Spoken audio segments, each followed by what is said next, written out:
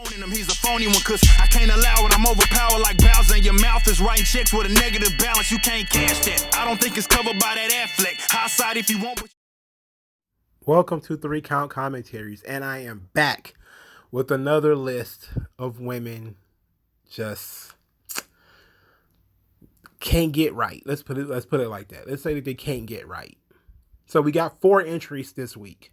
We got Britt Baker, who is upset at people criticizing the AEW women's division. This is from almost 2 weeks ago. Chelsea Green, who was confused how she went from main events and Impact to not being used in WWE. Billie Kay, who is so codependent, didn't know who she was by herself. And Lana, who did the obligatory, I gotta go talk to Jericho, Talk is Jericho segment. So we're gonna be here for a little while. Strap in, folks. Let's start in with the oldest one. This is Britt Baker. So I'm only gonna read what Britt Baker had to say. This is on criticism of the AEW women's division. So the match that I had with Thunder Rosa, we put everything we had out there. We had the women's eliminator tournament. We have so much to look forward to. We have so many talented females on our roster. Myself, Hikaru Shida, Tainara Kanti, Red Velvet, Jade, Thunder Rosa, Anna Jay. It's not something you can just turn a blind eye to anymore. We've improved so much. We're putting out great content.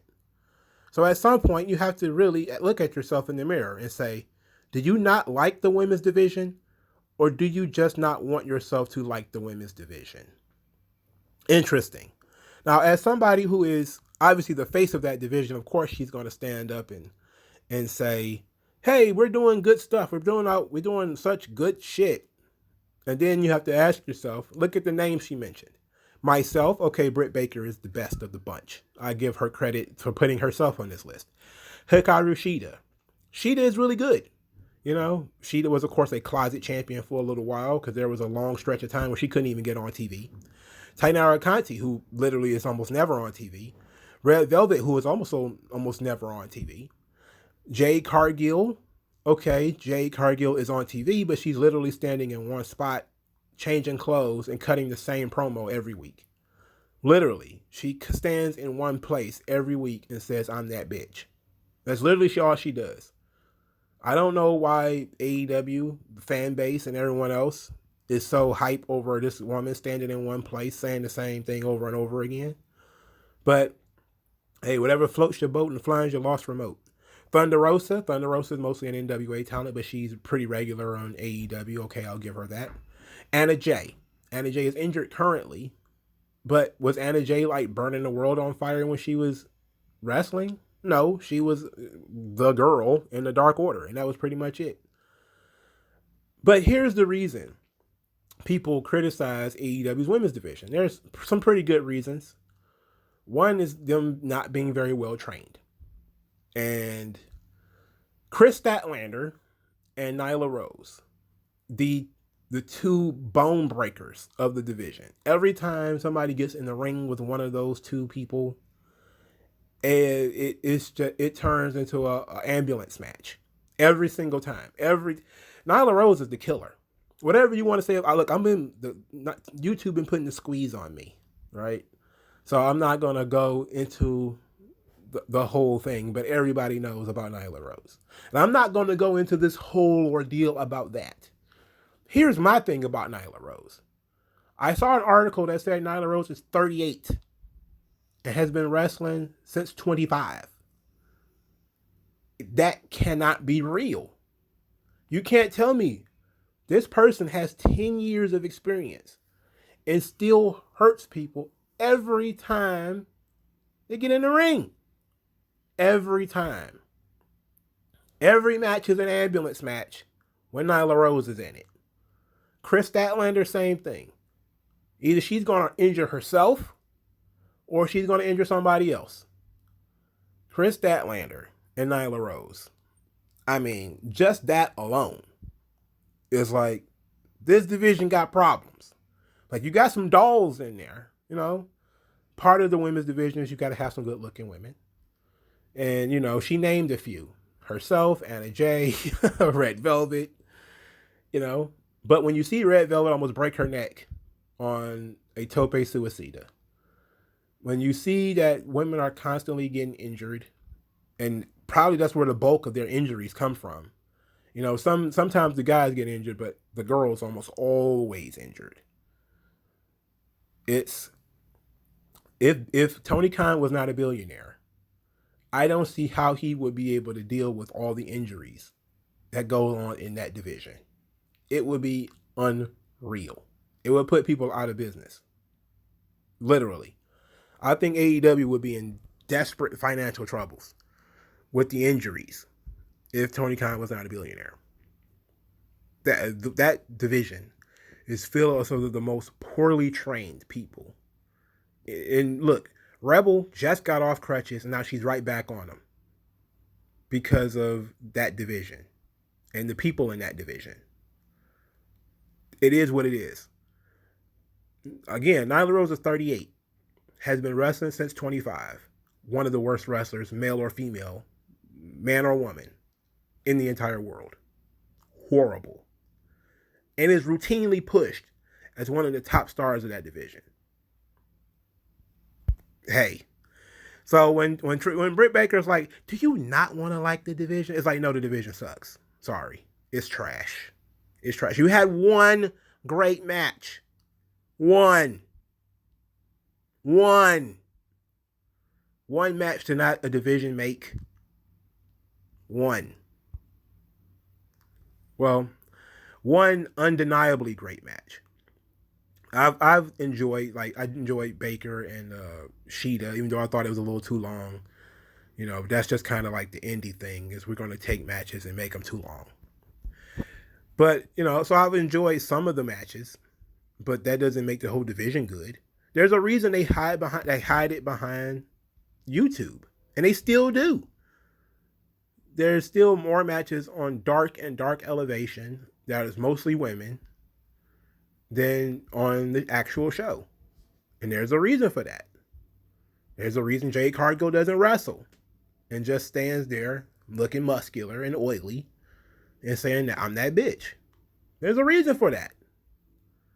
You know? All right, so let's move on to Billie Kay. Billie Kay, she was with Peyton Royce, and they were talking on Renee Paquette's podcast. This is the new gossip blog. This is interesting.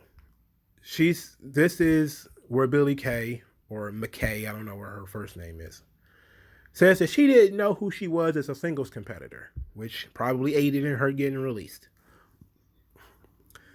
The split was rough. I don't know who I was as a singles competitor. That was very confronting. Having Cass not with me anymore, I had to walk to the ring and she wasn't going to be on my left. So I'm like, don't look to your left. Don't hold your hand out. You're going to look weird. I was like, okay, you have to look sexy now. I was thinking I had to be something that I wasn't. Then I was like, I don't know what I'm doing or what I want to do. I don't know what I'm doing or what I want to do. Look, there is something to be said about muscle memory. Now, there is some more here, you know, where she actually did find out what she wanted to do. But this explains, again, I have to say it over and over again, wrestlers don't always have the best ideas. Because her idea is that me and Peyton Royce we're best buds. We should never have been broken up in the first place, which you can argue that they shouldn't have been. They have even gone on record and saying that they're a package deal, that you can't sign one of them without signing the other. So apparently when it's time for them to go to the upper room, they're going to make their caskets bunk beds because they have to go everywhere together and have to do everything together. This codependence is a problem. And I think that might have been why they were broken up. Now, I know it may seem mean or it may seem unfair, but that might be the reason why they separated them. It's because they saw that they were so codependent. And say, like, who the fuck is this person without this one? Who are you? I do videos on this kind of stuff, character building. Who are you as an individual? What do you bring? Like, we get what Billie Kay brings to the Iconics. She was the reason the team was so over because she was funny. And then, of course, later in the interview, she kind of brings that up. She said, when we got to SmackDown, TJ helped me a lot. I said to him, "You're my new Cassie." Everything I would vent to her, I would vent to him. I said, I just want to make people laugh and make people smile. That's all I want to do. I was attracted to wrestling from the promos, the rock and over-the-top characters. So when the headshot resume kind of fell into my first promo, I was like, there's something here, and I wanted to keep doing this. The writers were on board, and I was able to insert myself into all these little bits. I was having so much fun working with the Riot Squad. We were just having the best time. I was able to work with all the girls doing promos of Biggie and the Street Profits. It was so much fun. So she finally figured it out that she was the entertaining one. But ultimately, the codependence took over. And they just wanted to be together. Now, there's a story floating around that only one of them was fired and the other one quit. That's the story that's been floating around. I haven't seen anybody who has been able to take that and confirm it, But I saw from some websites that it was actually one of the girls who was fired and then the other one quit. When it comes to the Iconics, I don't know which one it was. Okay, my guess is that Peyton Royce is probably fired, right? If that's true, I'm not going to say that it's true. But if that was the case, that's what I see. Peyton Royce is like, nobody believes in me. I can't. I'm boring. And Vince was like, get the axe. You get the axe, pal. And then Billy Kay was like, no, you got to be joking me. I'm out of here. If she goes, I go. And everybody was like, not worth having you around. Now, of course, I don't know if that's true or not. I'm going to say it again. I read things on Twitter, and sometimes I read things in wrestling blogs and whatever. It doesn't necessarily mean that it's true. So there that goes. But let's talk about this next thing, which is Chelsea Green. Chelsea Green is confused. She was a main event player in Impact. Why is she not a main event player in WWE? Or at least being used? Why is she part of the catering squad? So this is from Chelsea Green has her own podcast. So she says, I was champion at Impact Wrestling in 2017 into 2018. I had such a great 2 years there at Impact. But I kind of look back on my time there, and I was thinking how young and naive I was, and just how new to wrestling I was. Impact hired me when I was only 2 years into my career. That is unheard of to be thrown on TV after only 2 years of wrestling.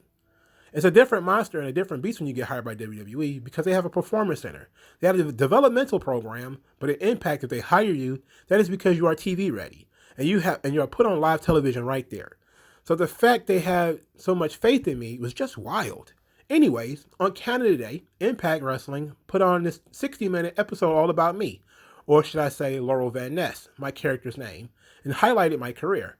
Obviously, that's not the messy moment of the week. But it got me thinking about what is the messy moment of the week.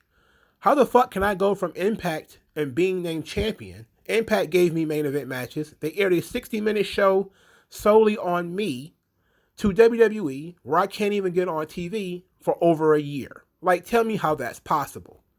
I feel like I haven't been bitter about WWE since I was released. I've been open-minded about the release and the fact that the doors are open for me since the WWE door closed. But this time, I just couldn't help it. I was feeling a little bit annoyed with the WWE system. I was super excited to be featured on TV, but there was just this weird feeling of having two polar opposite emotions at once. Feeling a little bitter and a little sad, then also feeling very fucking proud and very confident in who I am and where I'm going. So that was kind of the messy moment of the week for me. I think you guys probably get where I'm coming from. No, I don't understand it at all. When I look at this, whenever somebody says, I was a top guy in such and such, and I was nowhere when I went to New York. It's like, okay, look at the people you were working with. Let's look at those rosters, okay? When you look at the roster of Impact, I don't know who is on it. I'm not an Impact historian. I'm sure there are some people who are listening that are Impact historians. Who was at the top of the women's division in 2017? This was during the dark days of Impact. I think the only thing they really had going for them was the Matt Hardy stuff. And I'm pretty sure, I think that was over by this time, wasn't it? The Matt Hardy, the Hardy Boys stuff. That was really all they had going for them in Impact, for a long time. So the women's division is what Impact is known for. but they've never been known to have a huge roster. It's always been a paper thin roster. And also, if they signed you after only being 2 years, it's because they could afford you. You know, most people, they go to Impact and they don't really have much of a choice. you know, Impact was also having, if I remember, those were the owl days. So that's when people were barely getting paid, which is why, Chelsea Green is not there currently. But she'll probably be going back soon. It's very difficult to look at something like Impact in 2017 and compare it to the WWE roster. Where and look, up front, I will give Chelsea Green some credit. I will give her some. I will say she did. She didn't do everything right, of course, but she is not completely in the wrong. Why? Because WWE system is completely fucked up. It is. No matter how delusional some wrestlers get, it doesn't change that the WWE system can be completely fucked up. In this instance, Chelsea Green was brought to NXT. She probably had a grand total of 7 appearances. She was the first one to have Robert Stone as a manager, but they never did anything.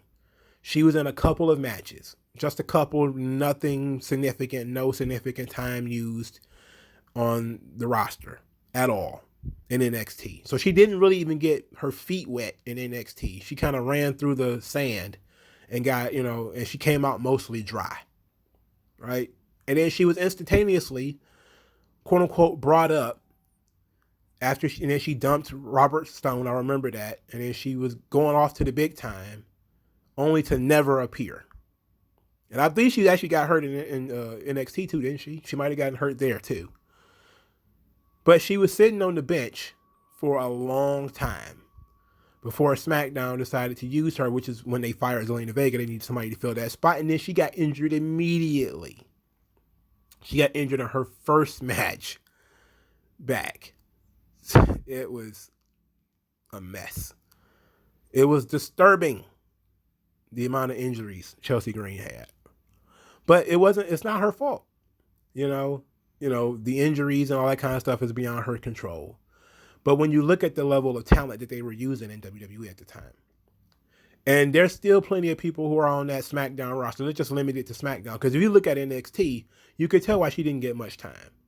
Now, of course, you can criticize the abundance of Candice LeRae, at a time where we didn't need as much Candice LeRae. We could have pushed her to the side. Super Miss Boring, Tegan Knox, who we also need to push to the side.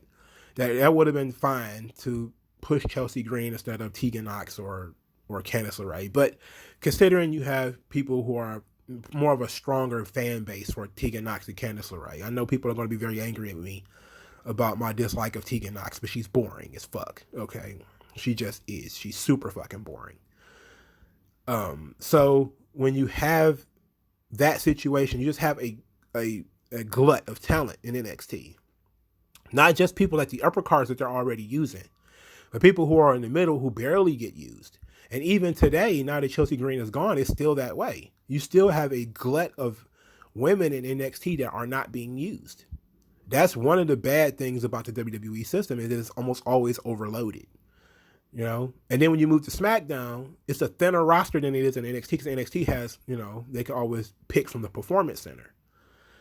But so SmackDown has a smaller roster.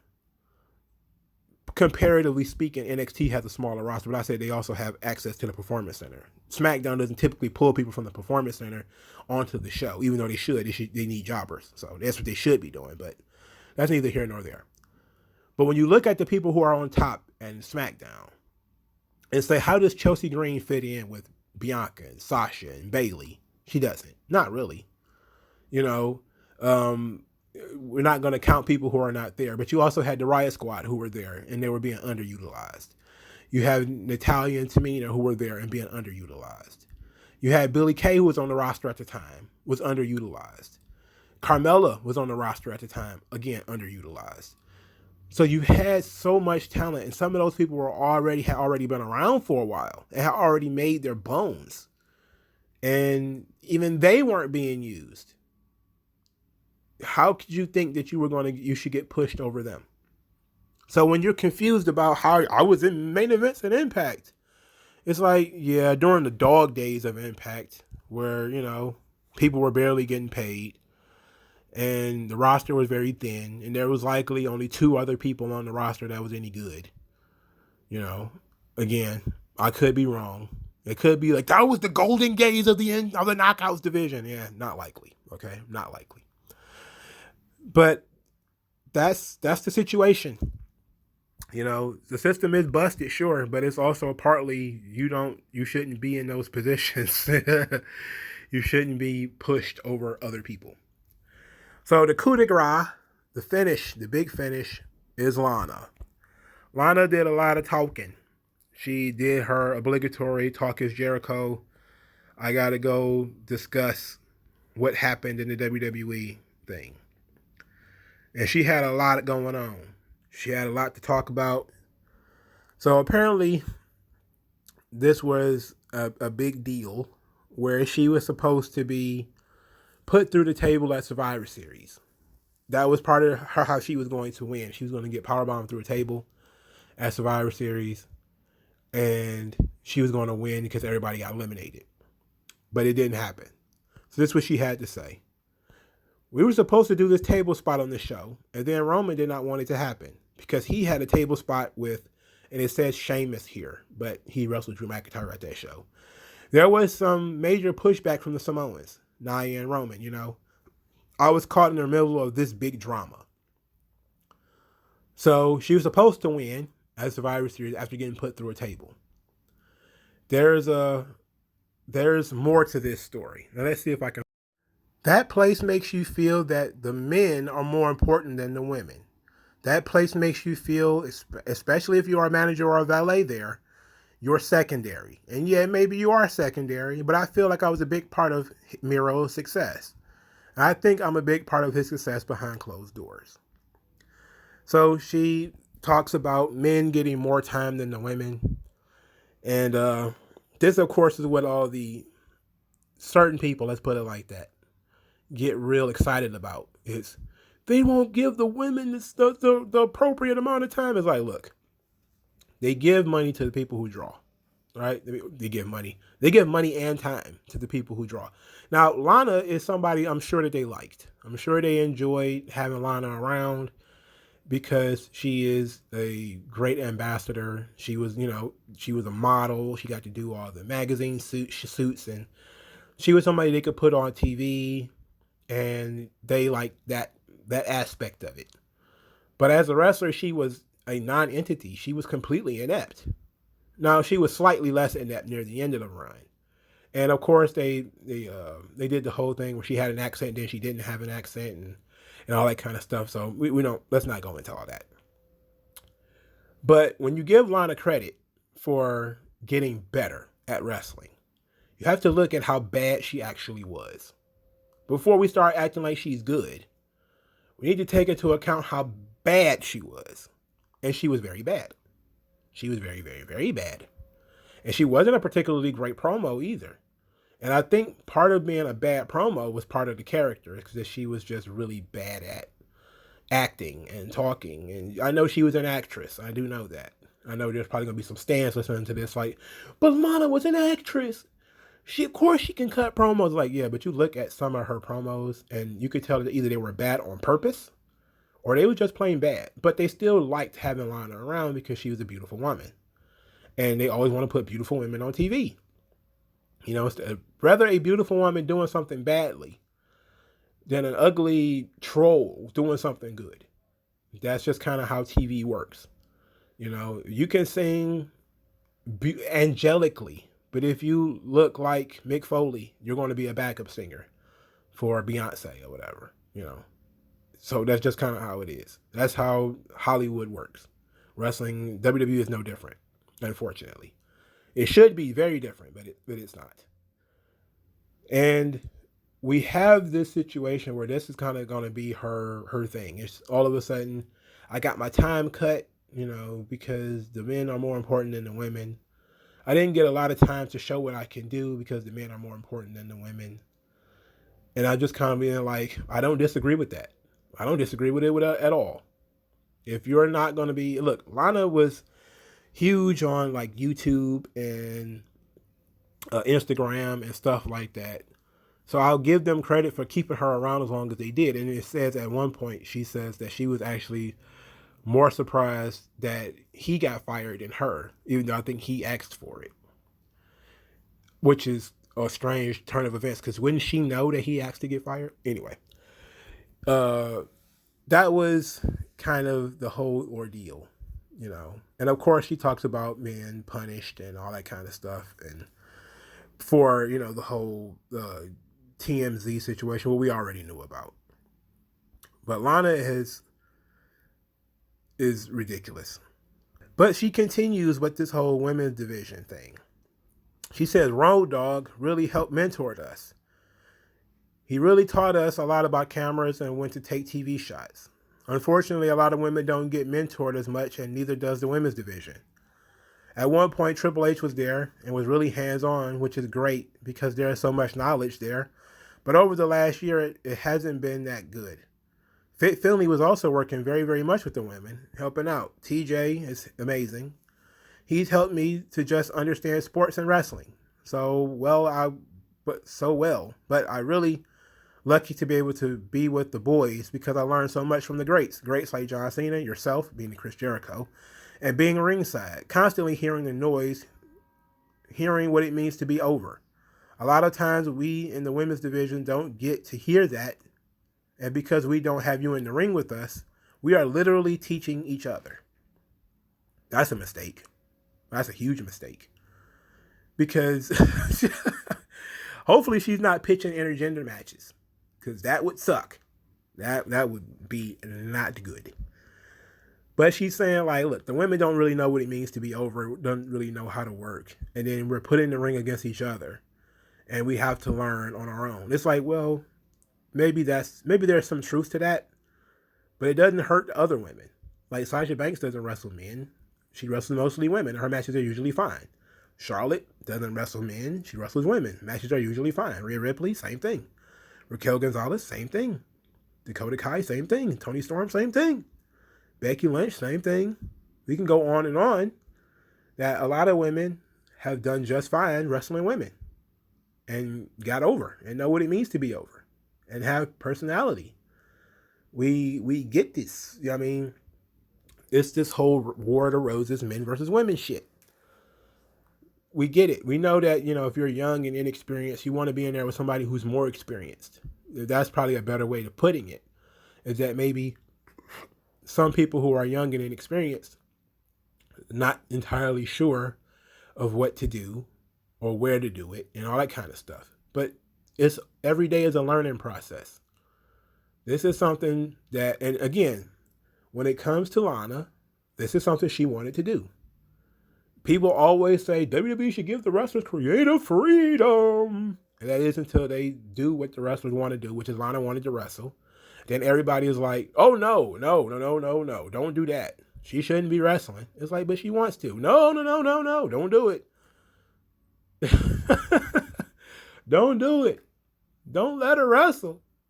Don't let her do it. So, it's very strange. All these situations are really weird. All of this weird stuff, man. Britt Baker trying to defend a bad division where people constantly get hurt. Then you have Billie Kay not knowing who she is as an individual. Want her hospital beds to have bunk beds because she can't stand to be away from Peyton Royce. And you got Chelsea Green, who is not sure how she went from being the main event of a thin roster where people were barely getting paid to being sitting in catering, not doing anything. To Lana's constant complaints that the men will get more time and get treated better than the women, when, of course, she's terrible. So that explains why her time gets cut. And she's been very inept. That doesn't mean that she's useless. It just means that she's inept as a wrestler. Maybe she'd be better off as a valet. And I think that's probably better for her. And that, you know, as a valet, she's going to wrestle. Because people still do have manager matches. I mean, AEW, for the love of Christ, just put Vicky Guerrero in the ring. It happens, you know. But I don't think we need Lana as a regular wrestler. I don't think we need that. And maybe it's time for people to tell Lana we don't need that. You're better used as a personality. Who knows? But let me know what you guys think in the comment section below. Like, share, subscribe. I'll talk to you guys later, man. Peace. Skin tone, so why attach yourself and piggyback the wealth you didn't earn or lack yourself? I'm telling you to own up to your own success and failures. It's a reason why these sleazy guys